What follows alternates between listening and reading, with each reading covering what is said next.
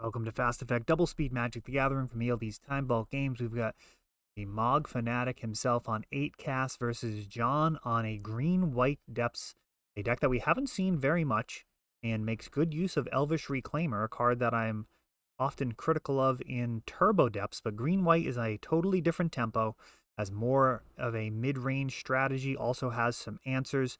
See how everything lines up here against this new nemesis in the format. 8 cast deck. Very strong. And he's actually got Aether Spellbomb. That does line up really well versus the Merit Lage. That's going to be tough to deal with. Thought cast. Drawing a couple of cards. Mishra's Bauble. Placing itself. Ball forward. Shadow Spear. Just waiting for something to pick up. It's notable getting outside of 20 damage is helpful versus Merit Lage decks. Wow, we see 3 Force of Wills for Mog here. We'll be able to say no to some things. It's a question of what do you say no to. And Ramunap Excavator. That gets a double Force of Will there. That would have essentially allowed for grindy card advantage every turn, getting a land out of the graveyard, also recurring. Well, Dark Depths usually need to recur it. Create inevitability.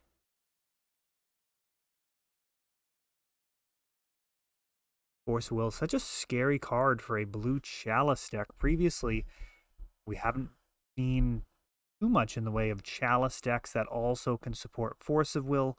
Force Guy Ruta Bomberman doesn't run Force because of the mana value prohibition there. Requirement, I suppose, for your companion to work, and it's well worth having that extra card in hand. Such a powerful mechanic. Elvish Reclaimer. And that eats another Force of Will. That would have been able to tutor up Thespian Sage to wrap this game up in a hurry. And now crop rotation.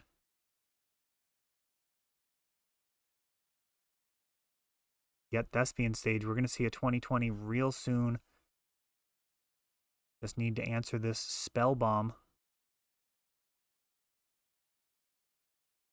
Sylvan Library. Going to allow John to continue digging as long as he's not facing down any life total pressure. Every shuffle is with Sylvan Library, giving you fresh cards to see. And John's actually just plowing forward here. He's making a 2020 off of his Dark Depths. Swordsing the Emery.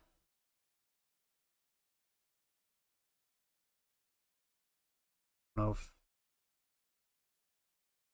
No, he's got a reader here. Aether Spellbomb, it would seem.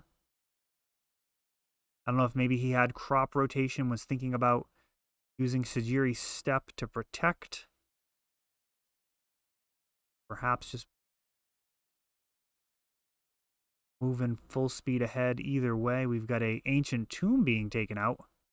And a second Sylvan. There's some utility there with shuffling.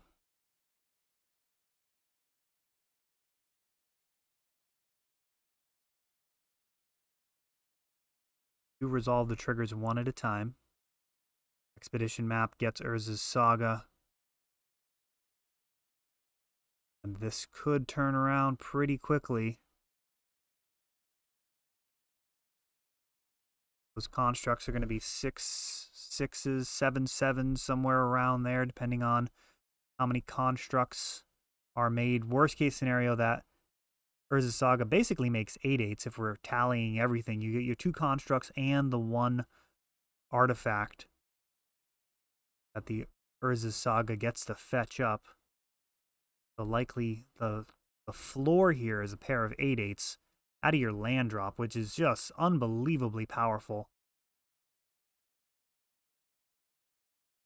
Just comically strong. But it is slow. Ish.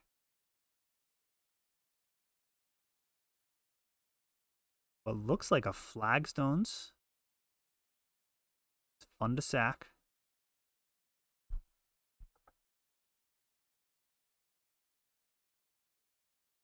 And just going to grab a wasteland, respecting the Urza saga that much. Nothing else going on for 8 cast. Got another threat in the form of Sai. Immediately eats a swords to plowshares.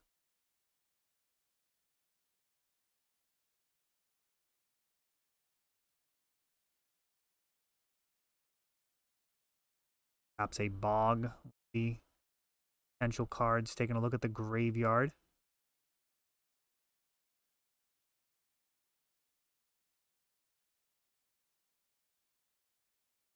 Involving both Sylvan and another Dark Depths. Now it's just time to find a Thespian stage. Lotus Petal, not an exciting draw for 8 cast.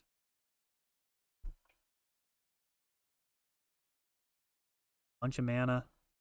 Equipment with no creature to equip to. At this point, you can actually start moving counters 2 per turn.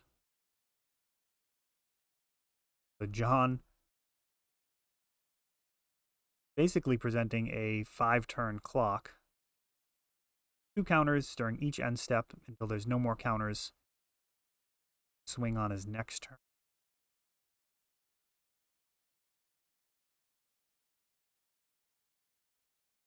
He's a Vith. Another force thanks to Yavimaya. Emery, and the longer the game goes, the better Emery gets. That's just another swords to plowshares. And crop rotation getting Thespian stage.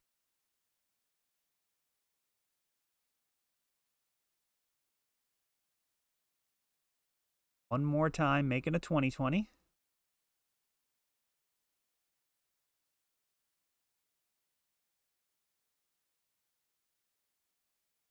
Oh, wow. Taking out another 20-20. Man, don't see that very often. Oh, and now Caracas comes down. All right, this might not be too bad. But Seiju takes out the Caracas. This Knight of the Reliquary can pull the whole combo together all by herself. Could also grab Wasteland to take care of the Caracas if need be, but I think, are we just going beats? I'm not actually sure if that was a concession to the potential Wastelands or just the fact that those Knights would easily chew up those remaining points of life. We're on to the next one. Knight is kind of a maligned card lately. John putting it to great use here. I think actually very recently somebody sold me their Knight of the Reliquaries, said that they don't think they'd ever play them again. John kind of showing us never say never. This is certainly got some mid-range options. Not going to be totally wrecked by Chalice in all likelihood either. Decks that can win without ever casting a spell do have some type of slight advantage versus Chalice decks. Similar to how, like, when Trinisphere was a thing. Like, yeah, Dredge wanted to be able to play its spells back in the day in Vintage, but if it couldn't, it was fine. Just literally never casting any spells.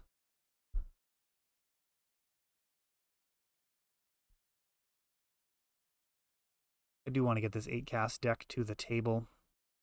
Got a lot of reps in with decks that used to play Gush. Just, I can't even guess how many hours and hours back at the height of Vintage. Sometimes playing 7 tournaments a week. Pretty great back in the day for Vintage. Now Legacy could potentially reclaim that spot.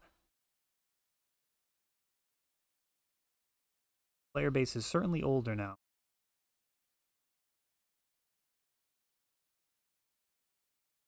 Got Urza's sagas.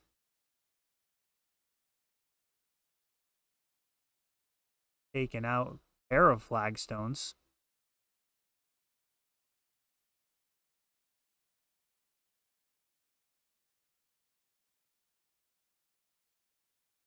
Grabbing green. Can't grab a basic plane, so it's got to actually be a plains.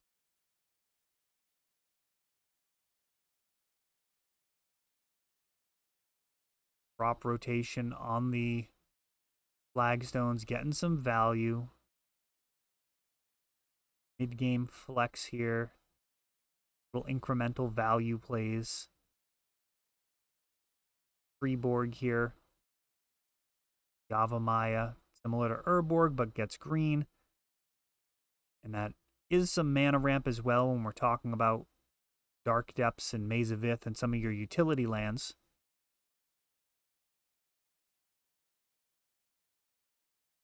Force of Will did stop a Knight of the Reliquary. Draws some extra cards with Thoughtcast, converts one of them into a legit answer. The form of Aether Spellbomb that can take care of a Merit Lage if it does show up. Oh, and Force of Vigor.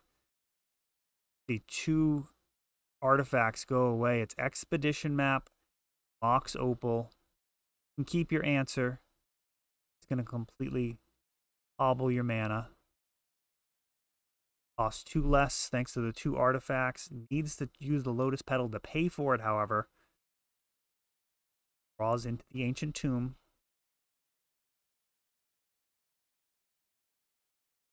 I'll have to do a video on that. That probably won't be obvious to a great number of people in terms of how Thoughtcast interacts with cards like Lotus Petal.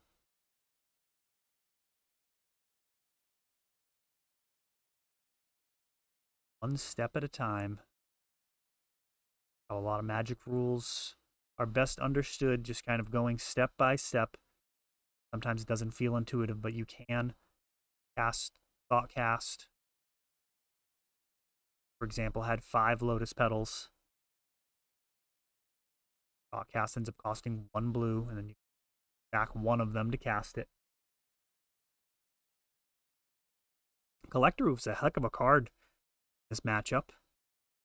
Going to stop both the Spellbomb and the Bauble for now. Which actually, they get Force of Vigor. It's probably fine. Yeah, I don't know. I think I just keep it there. I mean, they were dead anyways. I can't really think of a reason to be casting them. The only thing they can really do is bring out Kappa Cannoneer, but you could just kill the Cannoneer with the Force of Vigor.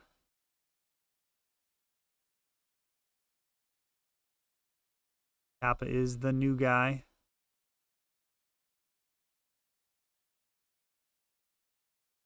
One of them gets Swords to Plowshare for 5 mana. And another Kappa. And another Swords. Just efficient removal, just paying 5. A third Kappa. Look at this. They just keep on.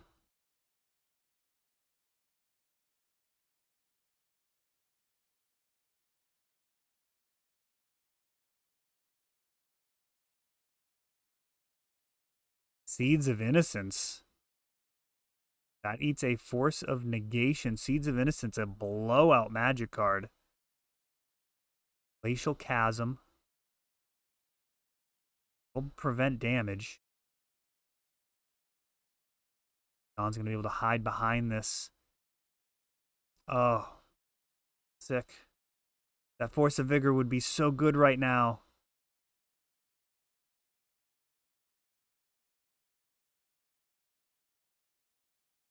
Dismember takes out the Elvish Reclaimer. Or it can pull together the Merit Lage combo.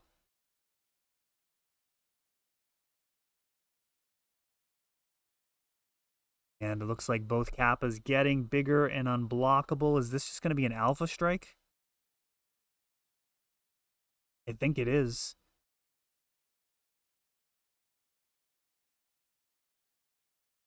That is brutal. Force of Vigor actually would answer this situation versus a pair of Kappa Cannoneers. That's so crazy. 8 mana available. Would have been able to pay literally 8.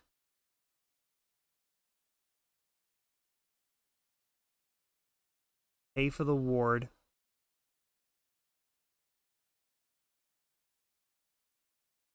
Yep. It's a tough one.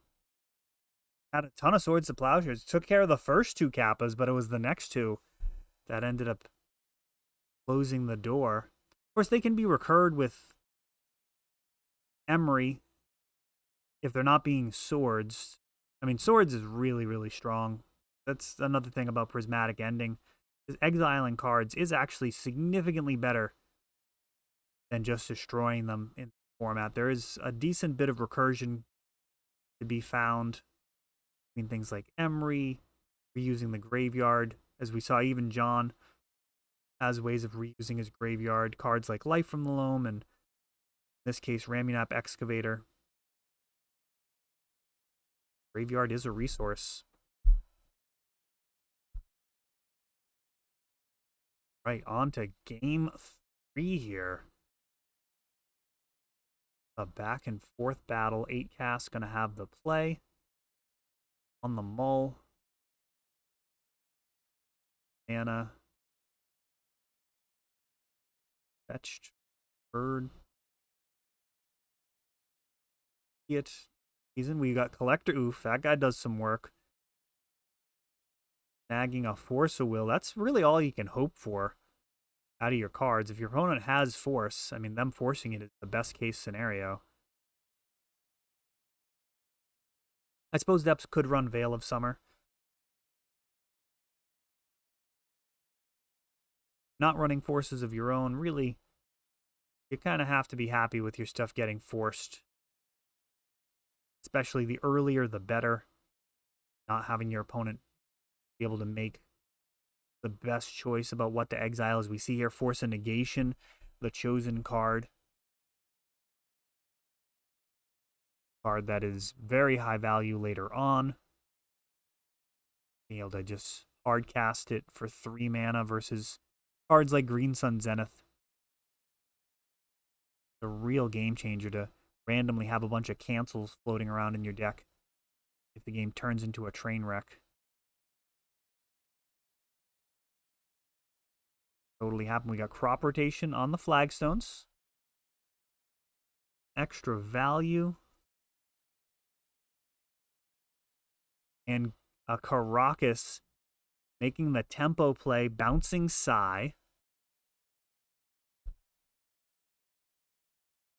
Opterus create a whole lot of value if left unchecked.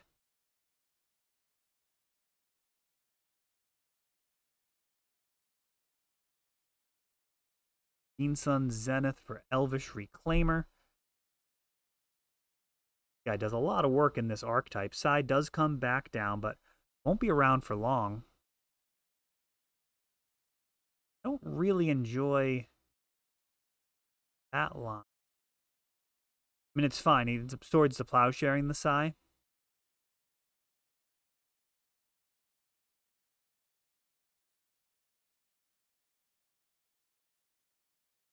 Raucous could have been used on it. We've got a Wasteland, taking out Seed of the Synod, and now a Force of Vigor, leaving just a single 1/1 basic island versus a potential incoming 2020. This is very far out of hand. So while the Collector Oof did get stopped, Force of Vigor making some very, very serious dents in Mog's plans.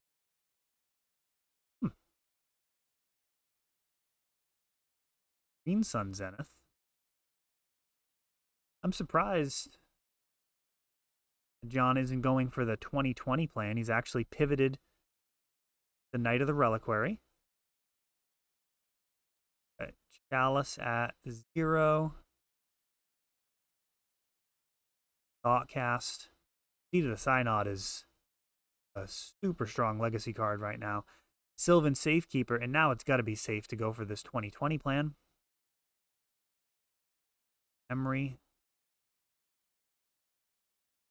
Mine's a turtle. Feels like it's going to be way too little too late.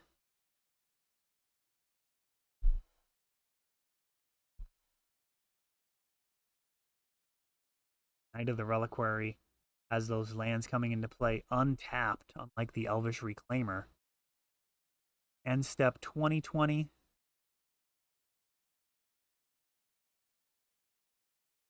And Otherworldly March, I think might be the name of that card. The new prismatic ending style card takes out the blocker potential blocker token, and John takes that one down against a very powerful new list in 8 cast, Green White Depths. Gotta love Legacy.